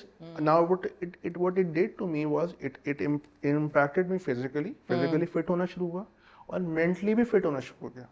तो एंजाइटी लेवल जब मेरा नीचे हुआ, automatically I started doing creative work, I came back to my job, I started doing things, solutions तक पहुंचने शुरू हो गए। Yes, I was myself again. That's very much important, to give yourself time. ये बिल्कुल आप सही कह रहे हैं, क्योंकि मैंने खुद आई डोंट डू जिम, लेकिन मैं वॉक वगैरह करती हूँ, तो लेकिन मैंने देखे पर्सनली विटनेस किए मेरे टीम मेंबर्स में से भी, इसके अलावा भी, कि जहाँ वो बहुत ही worsen exactly the same situation के बहुत कभी कभी ऐसा होता है ना कि आप ऐसी सिचुएशन में कि आपके ऊपर जो बॉस है वो लेयर नहीं, और आप you are reporting directly to that C level position, तो वहाँ वो लेवल ऑफ प्रेशर फिर बताओ उसको हैंडल करना मुश्किल हो रहा है। इसमें एक और चीज़ भी होती है, हाँ, वो प्रेशर तो ऊपर से आ रहा होता है, आपके बॉस को भी अच्छा नहीं लग रहा होता है। हाँ, नहीं लग रहा होता उनको। अच्छा, उसमें मैंने देखा कि जो लोग, उन्होंने फिर सोल्यूशन निकाला इस बात को कि अगर वो जिमिंग उनको पसंद है, वो जिम जा रहे हैं, अगर उनको कोई स्पोर्ट पसंद है वो कर रहे हैं, वो पंच जो है होता है क्या करते हैं उसको, वो कर रहे होते हैं, anything that you like and anything. अच्छा, बहुत दफ़ा ऐसे टाइम में अगर आप थोड़ा सा अपने आप को टाइम दें, तो मेरी सजेशन आपकी बात को रिपीट करते हुए कि उस वक्त आपका कोई ऑफिस का कोलीग साथ ना हो तो अच्छा है, उस वक्त आपकी फैमिली में अगर उस तरह के लोग नहीं है जो कि सोल्यूशन नहीं दे सकते तो वो भी ना हो। आपने बिल्कुल सही कहा कि वो सिचुएशन आपने वेंट कर लिया, सब कुछ कर लिया, लेकिन वो थोड़ा टाइम आपका अपना हो, सो दैट आपको सेल्फ रिफ्लेक्शन का मौका मिले। और फिर जो आपने कहा कि वो जो मुझे लगता है कि वो 24 घंटे से 23 घंटे जिस मेंटल ट्रॉमा से आप गुजर रहे हैं, वो 1 घंटा आपको शायद वो एनर्जी वापस देता है, और आपको सेल्फ रिफ्लेक्शन का मौका भी मिलता है करने के लिए। और I have seen people to come, like आपने अपनी एग्जांपल दी, I have seen people coming out of it. और इसके साथ एक और चीज़ मैंने देखी है, नोटिस की है कि बहुत दफ़ा ना हमारे अंदर एक कोई वो बचपन में कोई चीज़ ख्वाहिश होती है कि जी मैं पेंटिंग बहुत अच्छी करती हूँ, या मुझे जो ना लिखने का शौक़ है, किसी को शायरी लिखने का शौक़ होता है, किसी को कुछ और नोट लिखने का शौक़ होता है, ब्लॉगिंग होती है, anything that is not come, that does not come under your professional skills. जी बिल्कुल। तो बहुत दफ़ा लोग उसको अगर एक्सप्लोर कर लेते हैं, उस टाइम में आपने कहा कि आपने साइकिलिंग करना शुरू कर दी, तो I think that also gives you वो अलग वाली फीलिंग, एक दूसरी विंडो आपको नज़र आती है। बिल्कुल सही है। और मैं आपकी बात से बिल्कुल इत्तेफाक करूँगा कि मैं लिखना भी मैंने शुरू किया। Writing gives you clarity of mind. हाँ सो वेदर आप बचपन में ये सही है, पेंटिंग आपने बहुत अच्छी बात है, कोई पेंटर होता है, कोई लिखने का शौकीन होता है, कोई शायरी करता है, तमाम बिल्कुल गेट बैक, क्योंकि जितना आप बड़े हो रहे होते हैं ना, तो वो चीज़ें जो पीछे रह जाती लाइफ हैं, मतलब की हाँ जिम्मेदारियां और मोनोटनी की वजह से ना आप तमाम चीज़ हाँ छोड़ देते हैं, हाँ तो आपको ना उनको लेके आना होता है वापस। लेकिन मैं इस बात में बहुत बिलीव करता हूँ कि आपको ना you need to go back, we need to go back to a personal development, and एक जो चीज़, hang out with people who are totally different than you, हाँ totally different than you. Totally. So sometimes around, because अगर आप बहुत ज़्यादा intellectual circle में घूम लेते हैं कुछ हैं, to have friends who are a little younger than your age, and also who can have fun and are adventurous, तो they can introduce you new things in life. So हाँ आप ना उस साइकिल से बाहर आ जाते हैं। और थोड़ा सा ऐसा आता है कि ज़िंदगी इतनी भी मुश्किल नहीं हो गई, अभी देखिए ये हाँ, लोग भी तो हैं, आपको दूसरा पर्सपेक्टिव नज़र आता है ऐसा का। ही ऐसा ही है। अच्छा, लास्ट में बस आप ये तो आपने बता दिया कि आप कैसे निकले थे, अब आप एक नोट में चाहूँगी आप उन मैनेजर्स को भी दें, because I have also seen the situations where मेरे लिए बहुत लर्निंग भी थी, और like it had actually hit me really hard कि मेरे एक दफ़ा मैंने देखा था कि हमारे एक एसोसिएट ने रिज़ाइन किया, and when the time I was having exit interview with him, and the person was quite एक पर्सनैलिटी भी बहुत अच्छी सी थी, और एक लगा कि इस तरह के साउंड बैकग्राउंड से हैं, कोई ऐसे नहीं थे कि बहुत ज़्यादा फाइनेंशियली बहुत हम्बलिंग बैकग्राउंड से भी नहीं थे। And he told me at the day कि जी मैंने पिछले, आपको पता है मैंने रिज़ाइन इसलिए किया है कि पिछले एक हफ्ता जो है ना, मैं 3 दिन जो है मैं पैनिक अटैक्स में रहा हूँ, and I have been hospitalised. And क्यों? क्योंकि मुझे पता है कि मेरा कॉन्फ्लिक्ट आ गया था मेरे मैनेजर के साथ, और मुझे पता था कि अगर जब मैं वापस फ्लोर पे आऊँगा तो मुझे फ्लोर पे ही जो है ना मुझे इंसल्ट करेंगे और मुझ पे शाउट करेंगे। तो I mean to just imagine the level of the gravity of that situation. तो मैं चाहूँगी मैनेजर्स को ज़रूर आप ये गाइड करें कि इस तरह की सिचुएशन में जाने से पहले क्या कर सकते हैं। वो अनइंटेंशनली शायद या अननोइंगली इस तरह की सिचुएशन क्रिएट कर देते हैं कभी कभी अपने लोगों के लिए, जो कि नॉट हेल्दी। तो मैं इसमें एक बात शेयर करना चाहूँगा, वो काफ़ी डिफ़िकल्ट टॉपिक है, और आई डोंट थिंक सो कि people actually are very comfortable sharing this thing. But normally याद रखिएगा कि जो बहुत चैलेंजिंग बॉसेस होते हैं, या ये ऐसी सिचुएशन आपने बताई है, वो इंसान कोई ना कोई अपनी शख्सी कमज़ोरी को ट्रांसफॉर्म करने के लिए ना, जहाँ वो किसी और रोल में किसी शख्सी तौर पे कमज़ोर होता है, तो उसको अपने प्रोफेशनल इन्वायरमेंट में बहुत टफ़र दिखाने के लिए वो ऑरा लेके आता के लिए आता है, है, हाँ। लेके आता है। Now, so when we are actually looking into के इस तरह का इशू है, और ये रेपुटेशन तो फैल जाती है ना फ्लोर पे। जा जा सो यहाँ पे ना मैनेजमेंट, सीनियर मैनेजमेंट का काम भी होता है, और इम्पॉर्टेंट चीज़ होती है एचआर का काम भी होता है कि वैसे लोगों को काउंसिल भी करें और उनको ट्रेन भी करें। क्योंकि जब मैं अपने करियर के लेडर में ऊपर आ रहा होता हूँ, तो मेरी तरक्की मेरे काम की वजह से हो रही होती है, मेरी लीडरशिप की वजह से नहीं होती। लीडरशिप मैं सीखता हूँ, और वो मेरी शख्सियत के मुताबिक होती है। तो मुझे कंपनी की कल्चर के लिहाज से लीडर प्रोड्यूस करने हैं ना, तो वहाँ पे मुझे एचआर का भी बहुत इंपॉर्टेंट काम होता है कि वो अगर किसी शख्सियत में कोई गैप नज़र आ रहा है, क्योंकि at the end of the day the most precious commodity for any organization is its people. So if अगर उन साहब ने रिजाइन किया, तो you lost a very valuable employee Yeah. And a very very very hard working team member. So at the end of the day for managers, don't take it personally. जो self reflection बहुत मुश्किल काम होता है, लेकिन think कि आप managers के भी गोल होने चाहिए ना, कि वो अपनी लीडरशिप से कैसे इंप्रूव करें। It's not just going to a lumps, not going to lumps and attending a 5-day course on leadership और समवेयर एल्स, और आप इमोशनल इंटेलिजेंस। सो आपको ना, हाँ, इमोशनल इंटेलिजेंट लीडर्स प्रोड्यूस करने के लिए ना ऑर्गेनाइजेशन वो बहुत एफर्ट करनी पड़ती है। नंबर 2 बात ये कि ऑलवेज मेक श्योर कि जो आपके जो लीडरशिप पाइपलाइन है ना, उनके गोल सेट करें, ताकि वो टेक्निकली तो वो आपको पता है टॉप नॉच है, लेकिन आपको पता है कि अपनी ऑर्गेनाइजेशन को अगर नेक्स्ट लेवल ऑर्गेनाइजेशन लेके जाना है, डिजिटल ऑर्गेनाइजेशन बनाना है, तो वहाँ पे किस तरह के बिहेवियर्स उनके साथ जो है ना उनको उनको कैरी करना चाहिए। और बहुत दफ़ा मुझे लगता है कि शायद उनको ये नज़र नहीं आता कि उनका इम्पैक्ट कितना बड़ा होता है। जो आपने शुरू में एक बात की थी ना कि वो जो फ्लोर पे अगर आप किसी को इंसल्ट करते हैं, कुछ करते हैं, वो तो उन शख्स का कॉन्फिडेंस डाउन होता है, अपना करियर से वो लोग मुतनफ़िर हो जाते हैं। एंड जो बहुत बड़ा इम्पैक्ट जो कि हमें वैसे नज़र आता है कि आपके ओवरऑल सोसाइटी में देखें ना, जब आप घर जाते हैं तो वही बिहेवियर इंसान घर लेके जाता है, फिर वो जो फ्रस्ट्रेशन होती है वहाँ पे क्योंकि निकालते आप हैं वो फिर। रोल लेके जाते हैं ना, हाँ। फाद अहमद जब घर जाएंगे तो उनका वो रोल होगा जो ऑफिस में लेके जा रहे हैं, number one. Yes. Number two बात ये है कि देखें, कॉर्पोरेट एनवायरनमेंट ना बहुत लीथल एक कल्चर प्रमोट कर रहा है कि leader is are soft leaders are considered weak. So I have to be a macho man और a Tarzan like an attitude, जहाँ पे मुझे बताना है कि मैं कौन हूँ। हाँ। So humility is something we always talk about.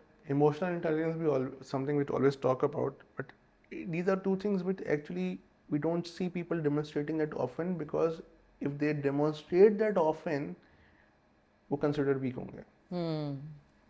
तो So ये yeah, I went organisations. to an organization for a meeting, and international textile, and I met आज वो आमिर पराचा साहब कौन है, सॉरी सॉरी, आमिर क्या नाम है उनका, यूनिलीवर के। नहीं नहीं यूनिलीवर के नहीं, आमिर पराचा नहीं, तो यानी दोबारा कर लेंगे हाँ हम। हाँ ठीक है। सो वो जो PhD के भी रह चुके हैं, नाम मिस करूँगी, मुझे अक्सर नाम ऐसे याद नहीं था। अच्छा उनके क्या? CEO थे, हाँ मैं छोड़ बताता दें, हूँ। नाम छोड़ दें, वैसे बता दें। So I went to a meeting and to meet the team, and we were doing a consulting project over there. So I met the CEO of the organization, and after this session there was refreshments. So he stood up and started having plates to the female staff or female team members who were attending the meeting, and it was utter surprise for me कि how can a CEO of a Can serve the a plates, हाँ। billion rupee company can do that. And then one fine day in an informal gathering, I asked him. So he said, because it has been inculcated in my personality that leaders are there to serve. सही। सो ये जो concept है ना, जब आपके पास आ जाएगा, आप लोगों के दरमियान लोग अपने जो सर्विंग लीडर कॉन्सेप्ट आता है, जब आपने लोगों को ट्रेन करना शुरू कर देंगे, तो वो डिफरेंट पर्सपेक्टिव में देखना शुरू कर देंगे चीज़ों को। ये एक चीज़ होती है जो मैं समझता हूँ कि बहुत ज़्यादा इंपॉर्टेंट है हमारे यहाँ कॉर्पोरेट कल्चर में या हमारी सोसाइटी के अंदर। कुछ चीज़ों को जो जिस तरह से एक प्रोजेक्शन दी जाती है वो टोटली ऑपोजिट होती है, तो वहाँ पे लोगों को चैलेंजेस आते हैं फिर बिहेवियरल तौर पे। Yeah so thank you very much फाद। I think it has been wonderful discussion. मुझे लगता है बहुत सारे हमने जो है ना वो गहरे टॉपिक भी टच किए, कोशिश की, और we try to cover up as much as we could, because I think in discussions का जो मकसद है, मैं चाहूँगी कि वो मैं दोबारा रिट्रीट करूँ कि वो ये है कि सो बेसिकली द डिस्कशंस जो हम ये कर रहे हैं उनका मकसद जो बेसिकली वो ये है कि हम not taking any importance away from the technical skills side, या हमें टेक्निकली साउंड लोग नहीं चाहिए होते, या हम जिस भी लेवल में ऊपर जाते हैं वहाँ टेक्निकली साउंड तो हम like that's a given thing. लेकिन उसके साथ जो बहुत ज़्यादा ज़रूरी चीज़ है, जो आपने भी कहा कि कॉर्पोरेट में आपका बिहेवियर जो है, the how that is inculcated, how that is being trained, तो that's a high, you can say the high time discussion also needed. और ये बहुत ज़्यादा ज़रूरी है ऑर्गेनाइजेशन के परस्पेक्टिव से कि वो अपने लीडर्स को जो डेवलप करते हैं उनमें ये वाला एलिमेंट कितना आता है। I think that plays more than the technical side वाला जो रोल होता है। तो इसलिए बहुत ज़रूरी है कि हम इस पर बात करें, इन चीज़ों को समझने की कोशिश करें। एंड आपने एक बहुत मैं समझती हूँ पूरा क्रक्स आपने जो है वो इस बात का वही है कि हम जो तरक्की करते हैं ज़िंदगी में, वो हमारे प्रोफेशनल जर्नी में, तो वो हमारी टेक्निकल स्किल्स हम करते हैं, लेकिन लीडरशिप हम सीखते हैं। अगर ये दिमाग में हमारे रहे कि हमने चीज़ सीखनी है और साथ साथ डे टू डे पॉलिश होते रहना, तो मुझे लगता है कि लाइक कोई मसला नहीं है इस चीज़ को सीखने के लिए। So thank you very much for touching up all that thing, and any message that you would like to give around. Yeah, first of all, what you said is leaders are never born, they are made. So कभी ऐसा नहीं होता, तो चाहे वो आप top notch leaders को देख लें, चाहे हमारे इस्लामिक हिस्ट्री में कहीं भी, तो वो हमेशा बने हैं, एक जर्नी से गुजरे हैं। सेकेंडली बस मैं ये कहूँगा कि the most important element for any organization are its people. So it's our job as individuals and leaders to make sure that we make them feel empowered, encouraged and most importantly engaged. So जब आप उनको लगेगा कि वो value दे रहे हैं, सही है, एंड तो वो आपको हमेशा रेसिप्रोकेट करेंगे. And I think as leaders हमें जो सबसे इंपॉर्टेंट चीज़ है वो ये never shy away from tough conversations और कम्युनिकेशन. बिकॉज वो आपको हमेशा एक बॉन्ड क्रिएट करती है। अगर ऐसा माहौल है जहाँ पे हम टफ कॉन्वर्सेशन बहुत अच्छे से आराम से कर सकते हैं, जहाँ पर्सनलाइज्ड हुए बगैर एक दूसरे की कमज़ोरियों को आउटलाइन किए बगैर हम ऐसे चैलेंजिंग मौजूआत पे बात कर सकते हैं जहाँ जिससे ऑर्गेनाइजेशन तरक्की करेगी, there is nothing like it. Thank you very much. और आपकी बात को सेकंड करते हुए बस मैं जहाँ क्लोज करूँगी वो ये कि मैंने भी सीखा, हमारे एक सीनियर हैं जिससे मैं अक्सर हम चीज़ें सीखते हैं, तो उन्होंने कहा कि मैंने अपनी ज़िंदगी में जब मैं ग्रोथ जो है अपने करियर में वो इस तरह से रही, जो कॉन्फ्लिक्ट्स की हम बात करें, तो मैंने अपने जूनियर्स के जो कॉन्फ्लिक्ट्स थे उनको तो आने भी दिया और उनको रिजॉल्व भी किया, लेकिन मेरी हमेशा ज़्यादा फोकस रहता था कि मेरा कॉन्फ्लिक्ट नहीं, मेरा डिसएग्रीमेंट कितना हो रहा है मेरे सीनियर्स के साथ, because I am the one जो कि वैसे ही रोल प्ले कर रहा हूँ। तो उन्होंने हमेशा कहा कि बहुत सारे मेरा डिस्कशन जो थे या मेरे बहुत सारे प्रपोजल्स थे वो सारे कामयाब नहीं हुए, लेकिन मैं उस पर ज़्यादा फोकस एनर्जी इस पर मैंने हमेशा लगाई, क्योंकि मुझे पता है कि अगर वहाँ मैं I am not there for sake of the argument, मैंने कभी आर्ग्यूमेंट विन करने की कोशिश नहीं की, मैंने हमेशा ऑब्जेक्टिव को सामने रखा। अगर वो कामयाब नहीं भी हुआ मेरा कोई प्रपोजल या मेरी सजेशन, तो मैंने लर्निंग ली। तो मुझे अगर ये जो आपने कहा ना कि सीनियर्स के साथ कॉन्फ्लिक्ट होते हैं, तो don't ever take away the objectivity of that, don't just try to win the argument both side, या सीनियर हो या जूनियर हो, तो मुझे लगता है कि then we get into a situation जो कि विन विन होती है। Absolutely. Thank you so much and see you again इंशाल्लाह। इंशाल्लाह।